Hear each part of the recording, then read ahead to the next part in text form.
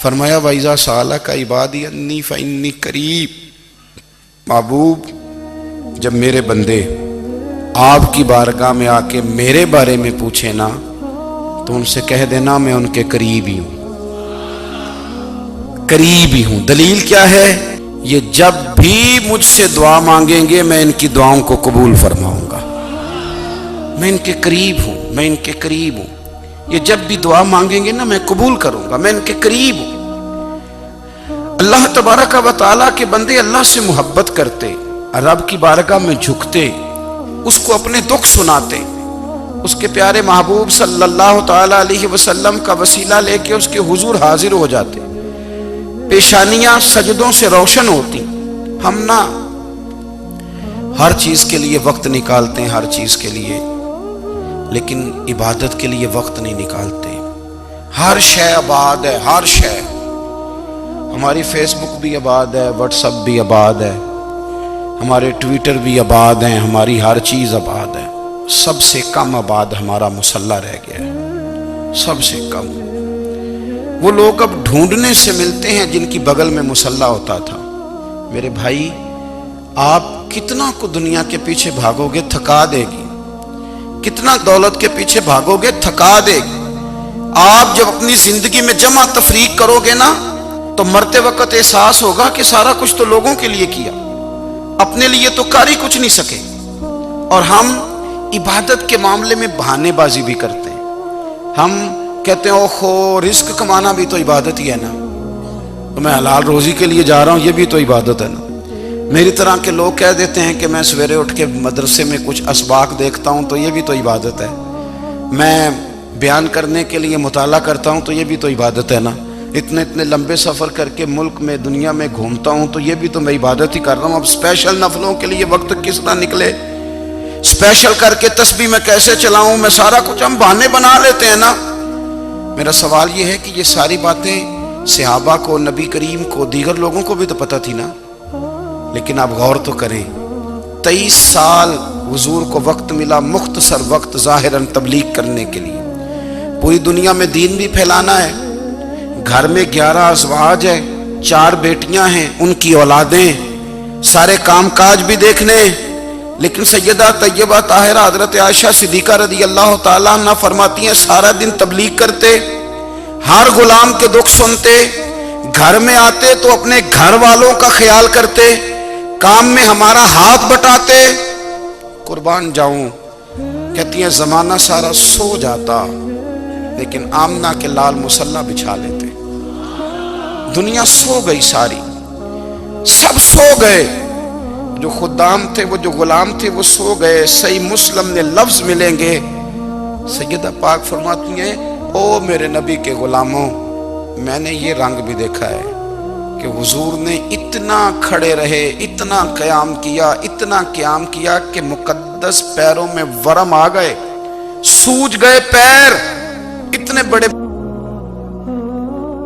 دل پہ ہاتھ رکھ کے نہیں بتا سکتا کہ میرے کبھی نماز میں پیر سوج گئے، کوئی نہیں بتا سکتا۔ بچوں کی روٹی کماتے تھک گئے بات الگ ہے، ہم سیر کرنے گئے تو تھک گئے بات الگ ہے، لیکن عبادت میں یہ بھی تو مسلم شریف ہے نا، یہ بھی تو دین ہے نا، یہ بھی تو حضور کی سنت ہے، یہ بھی تو وہ چیز ہے جو کریم کی آنکھوں کی ٹھنڈک ہے۔ سیدہ فرماتی ہیں پیروں میں ورم آ گئے، اور ساری رات ہی حضور نے نماز پڑھی اور ایک ہی آیت بار بار دہرائی۔ مسجد نبوی میں بلال حبشی نے فجر کی اذان دے دی اور حضور ابھی مصلی پہ تھے، کریم فارغ ہوئے، میں نے عرض کی یا رسول اللہ صلی اللہ علیہ وسلم، آپ کے تو صدقے اللہ اگلے پچھلوں کے گناہ معاف کرے گا، تو آپ اتنی آہوزاری کیوں فرماتے ہیں؟ آپ تو شفیع ہیں، آپ تو انبیاء کے امام ہیں۔ تو حضور نے فرمایا عائشہ تم نے گنوایا ہے نا میرے اللہ کی مجھ پر کتنی رحمت ہے، افلا اکون عبدا شکورا، فرمایا اگر اس نے اتنی نعمتیں دی ہیں تو کیا میں اس کا شکر گزار بندہ نہ بنوں، میں شکر گزار بندہ نہ بنوں اس کا؟ پھر اگر اتنی نعمتیں اس نے دی ہیں، مجھے اتنا نوازا ہے، تو پھر میں اس کے سامنے سجدے نہ کروں؟ او میرے بھائی، بڑے قابل فخر لوگ ہیں ہم کہ ہم نبی پاک کے غلام ہیں، ہم قابل فخر ہیں کہ نبی کریم کے غلام ہیں، کیا کبھی اس غلامی کے شکرانے میں بھی 2 نفل پڑھے کہ یا اللہ تیرا شکر ہے تو نے ہمیں حضور کا غلام بنایا ہے؟ یاد رکھیں کہ اپنی روحانی زندگی کو آباد کریں، استغفار پڑھیں، تسبیحات کریں۔ حضرت عبداللہ ابن عمر رضی اللہ تعالیٰ عنہ حضرت عمر کے صاحبزادے، مکہ مکرمہ میں ان کی قبر ہے۔ میں نے جب انہیں پڑھا تو مجھے ان سے بڑا پیار ہو گیا، لیکن آپ کو پتہ ہے وہاں جا کے کسی شخص کا مزار تلاش کرنا یا پوچھنا ایک مشکل کام ہوتا ہے۔ تو ایک دفعہ میں مکہ شریف میں حاضر تھا تو ایک گاڑی والا ڈرائیور مجھے کہنے لگا کہ مولانا میں آپ کو جانتا ہوں، مجھے آپ سے محبت ہے، ایک بات بتاؤں آپ کو؟ میں نے کہا بتاؤ۔ کہنے لگے حضرت عبداللہ ابن عمر کی قبر دیکھنی ہے۔ میں نے کہا یہ تو نہیں کہہ رہا، یہ کسی نے بندوبست کرایا ہے، یہ اللہ نے تیرے دل میں بات ڈالی ہے، یہ ہو گیا تو لے چل مجھے۔ حضرت عبداللہ ابن عمر کو نبی پاک نے فرمایا تھا راجل صالح، یہ نیک بندہ ہے، یہ متقی آدمی۔ حضرت عبداللہ ابن عمر رضی اللہ تعالیٰ عنہ سیدنا فاروق اعظم رضی اللہ تعالیٰ عنہ کے صاحبزادے ہیں، اور ان کی ہمشیرہ سیدہ حفصہ رضی اللہ تعالیٰ عنہ حضور کی زوجہ محترمہ ہے۔ ایک دن اپنی ہمشیرہ سے کہنے لگے کہ نبی کریم صلی اللہ تعالیٰ علیہ وسلم گھر میں آئے نا، اور اگر حضور غم امت میں پریشان نہ ہوں، طبیعت کو حشاش بشاش دیکھو تو ذرا پوچھنا تو صحیح حضور کا میرے بارے میں کیا خیال ہے، پوچھنا تو صحیح کہ کریم کی بارگاہ میں میرا کیا مقام ہے، میرے بارے میں حضور کیا فرماتے ہیں۔ اب بہن کو کام بتائے اور بتائے بھی بھائی، اور پھر بہن وہ کام نہ کرے، یہ تاریخ میں ہوتا نہیں۔ حضرت عمر فاروق رضی اللہ تعالیٰ عنہ کی صاحبزادی ام المومنین رضی اللہ تعالیٰ عنہ فرماتی ہیں کہ میں تو بس منتظر تھی، انہوں نے تو کہا تھا نا کہ اگر تم حشاش بشاش دیکھو تو بات کرنا، لیکن حضور تشریف لائے، میری باری تھی، میرے گھر تشریف لائے، کھانا پیش کیا تو فوراً میں نے عرض کی حضور ایک بات پوچھنی تھی۔ تو حضور نے فرمایا پوچھئے۔ میں نے عرض کی حضور میرے بھائی عبداللہ ابن عمر کے بارے میں آپ کا کیا خیال ہے؟ نوجوانوں میری بات پہ غور کرنا، میرے بھائی کے بارے میں آپ کا کیا خیال ہے؟ تو نبی کریم صلی اللہ تعالیٰ علیہ وآلہ وسلم نے میری طرف دیکھا اور پھر حضور زیر لب تھوڑا مسکرائے، اور بریلی کے امام کہتے ہیں کہ حضور مسکرا دیتے تھے نا تو جو بڑا دکھی ہوتا تھا وہ بھی ہنس پڑتا تھا۔ اب سوال پیدا ہوتا تھا کہ پھر تو اس مسکراہٹ کے لیے انتظار کرنا پڑتا ہوگا کئی مہینے کہ حضور مسکرائیں تو رونے والے ہنسیں، تو اعلیٰ حضرت فرماتے نہیں، انتظار نہیں کرنا پڑتا، یہ مسکراتے رہنا تو حضور کی عادت ہے۔ جس کی تسکین سے روتے ہوئے ہنس پڑے اس تبسم کی عادت پہ لاکھوں سلام۔ یعنی یہ تو عادت ہے حضور کی مسکراتے رہنا، اس کے لیے انتظار نہیں کرنا پڑتا۔ بھائیو آپ خیال رکھیں گے، غور کریں گے، حضرت عبداللہ ابن عمر رضی اللہ تعالیٰ عنہ کے بارے میں پوچھا تو سیدہ فرماتی ہیں کہ نبی کریم صلی اللہ تعالیٰ علیہ وسلم نے زیر لب مسکرائے اور فرمایا حفصہ تیرا بھائی ہے تو اچھا، لیکن میں نے سنا ہے کہ عشاء کی نماز پڑھتا ہے تو فجر تک سویا ہی رہتا ہے۔ او نوجوانوں، 10 بجے تک سونے کی بات نہیں ہوئی، 9 بجے تک سونے کی بات نہیں ہوئی، 11 بجے اٹھنے کی بات نہیں۔ حضور فرمانے لگے میں نے سنا ہے کہ عشاء کی نماز پڑھ کے سو جاتا ہے اور فجر تک سویا ہی رہتا ہے، اسے چاہیے کہ تہجد کے وقت اٹھا کرے، اللہ کی بارگاہ میں حاضر ہوا کرے، آہوزاری کرے، سجدے کرے، عبادت کرے، اٹھتا ہے اور فجر میں جا کے اٹھتا ہے۔ حضرت جناب حفصہ رضی اللہ تعالیٰ عنہ کہتی ہے میں نے جناب عبداللہ ابن عمر کو پیغام دیا اور میں نے کہا میرے جوان بھائی سن، نبی پاک نے فرمایا ہے تو اچھا پر تہجد میں نہیں اٹھتا، نفل نہیں پڑھتا۔ او میری ملت کے جوانوں، مزہ نہیں آ جاتا جب ساری دنیا سوئی ہو، ساری دنیا، اور بستر بھی گرم ہو اور نیند بھی پورا غلبہ کر رہی ہو، اور اچانک گھنٹی بجے دماغ میں، آنکھ کھلے، گھڑی پہ نظر پڑے، 3:30 4 بجے کا پیغام گھڑی بتائے، اور کوئی چڑھتی جوانی والا اٹھ کے وضو کرے، اور جب وہ مصلی کھول کے بچھائے تو مدینے والے محبوب کہتے ہیں کہ ہر نماز پہ رب ثواب دیتا ہے، اور جو اٹھ کے تہجد کی نماز پڑھے اسے دیکھ کے تو رب مسکراتا ہے، جو اس کی شان کے لائق ہے، جو اس کی شان کے لائق، وہ مسکراتا ہے، خوش ہوتا ہے کہ میرا بندہ تہجد میں اٹھ گیا، وہ مسکراتا ہے۔ کاش ہماری صبحیں کبھی اپنے مالک کے نام ہو جائیں، کاش کہ صبح حضرت ابو الحسن رحمت اللہ تعالیٰ علیہ حضرت معاذ ابن جبل رضی اللہ تعالیٰ عنہ کے پاس بیٹھا کرتے تھے، فرماتے ہیں ان سے جو پیار بڑھا تو پھر میرا مصلی سے بھی بڑھ گیا۔ تابعی ہیں، فرماتے ہیں صحابی رسول سے محبت ہوئی تو ذکر سے بھی ہو گئی، پھر درود شریف سے بھی ہو گئی، محبت ان سے بڑھی تو پھر اللہ نے مسجد کا پیار بھی بڑھا دیا۔ آپ فرماتے ہیں کہ میری ہر وقت بھی یہ چاہتی تھی کہ بس اللہ اللہ کروں، بس اللہ اللہ کروں، بس نہ میں ذرا تھوڑی جان چھڑاؤں لوگوں سے، کوئی 10 منٹ ملے تو میں کچھ 4 نفل پڑھ لوں، میں تھوڑا سا نہ بچوں لوگوں سے، اور مجھے تسبیح ملے تو میں نہ کچھ 400-500 دفعہ استغفار پڑھوں، سبحان اللہ، الحمدللہ، اللہ اکبر، لا حول ولا قوت الا باللہ، میں نہ تسبیحات پڑھوں۔ فرماتے ہیں کہ بچے تھے گھر میں 6-7، غربت تھی، کام ملتا کوئی نہیں تھا، اور میں کام چور نہیں تھا، کام ڈھونڈتا تھا، پر اللہ کی قدرت کے کام نہیں ملتا تھا۔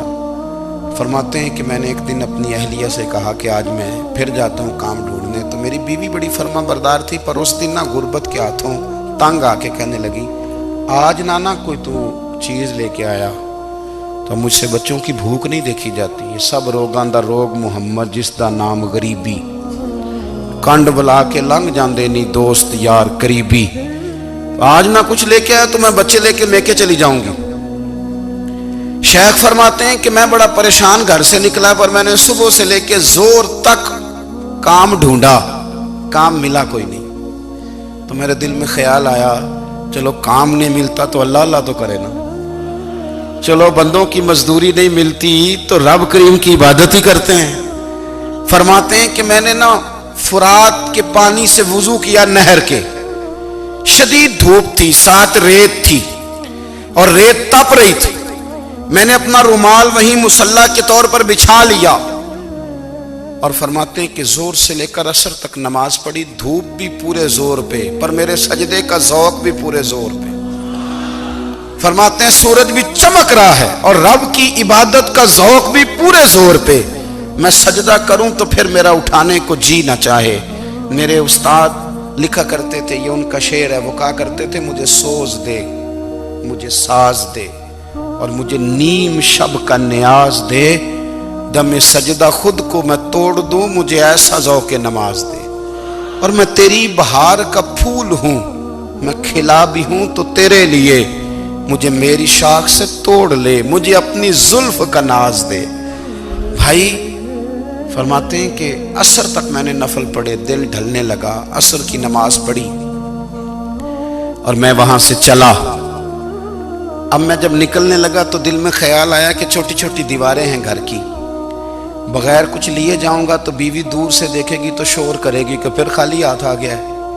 کہتے میں نے اپنے اسی رومال میں جس پہ میں نے نماز پڑھی تھی نا، رومال میں کی آخی دے پنجابی جسافہ کہتے ہیں، اسی میں نا میں نے کچھ ریت بھر لی کہ وہ دور سے دیکھے گی تو سمجھے گی کچھ لے کے آیا ہے، چلو جا کے اسے بتا دوں گا کہ آج پھر مزدوری نہیں ملی۔ کہتے ہیں وہ ریت لے کر جب میں گھر میں گیا تو پہلے بیوی دروازے پہ کھڑی ہوتی تھی، پوچھتی تھی خالی ہاتھ آ گئے ہو؟ آج میں نے دیکھا تو ہے ہی کوئی نہیں۔ فرماتے ہیں میں اندر داخل ہوا، سلام لیے، کونے میں میں نے وہ رومال رکھ دیا اور میں نے آواز دی کہ بھلی مانس کہاں ہو؟ تو وہ کہنے لگی آپ منہ ہاتھ دھو لیں، میں روٹی لے کے آئی۔ میں نے کہا روٹی کہاں سے آ گئی؟ یہاں تو کئی دنوں کے فاقے، تو کئی دنوں کی غربت ہے، یہاں تو اس گھر میں تو فقیری ہے۔